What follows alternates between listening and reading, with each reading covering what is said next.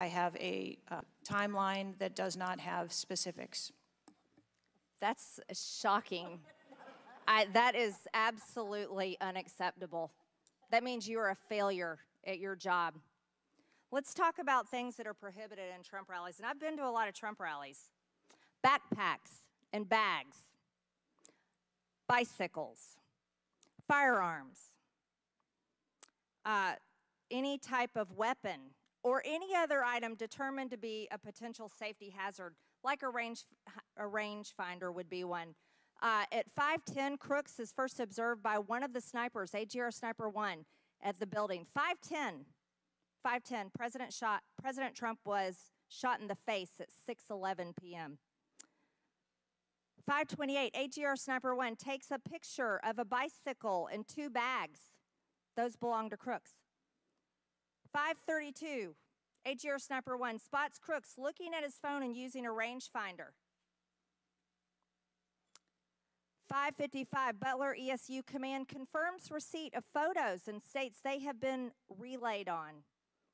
6:05 p.m., AGR Sniper 1 later communicates that Crooks is seen moving northeast in direction of Sheets and that Crooks has a backpack.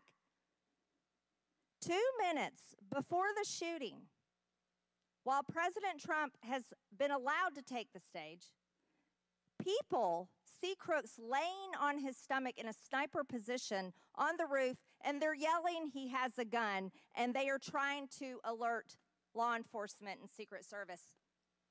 Why was Crooks not shot by the snipers? Why was he allowed to be there? As soon as the individual was identified as a threat, they were... No. What do you consider to be a threat? A man with a gun laying in a sniper position, a man that had a backpack, a man that had a bicycle, a man that had a rangefinder. At what point is he determined a threat? An individual with a backpack is not a threat. An individual with a rangefinder is not a threat. What about a man laying on a building that has direct line of sight of President Trump with a gun that people are screaming and pointing out? Is that a threat, Ms. Cheadle? Once that individual was identified, they were neutralized.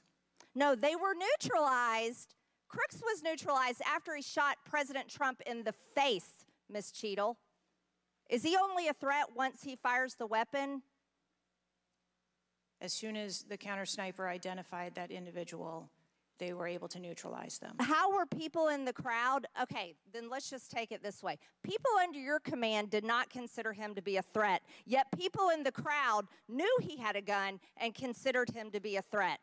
That means that you are a complete failure as the director of the Secret Service, that people under your command don't perceive a man laying on a roof with direct line to the president with a gun. They don't perceive that to be a threat, yet the people in the crowd do. How is that possible? That's the last question, but please answer the question, Ms. Director.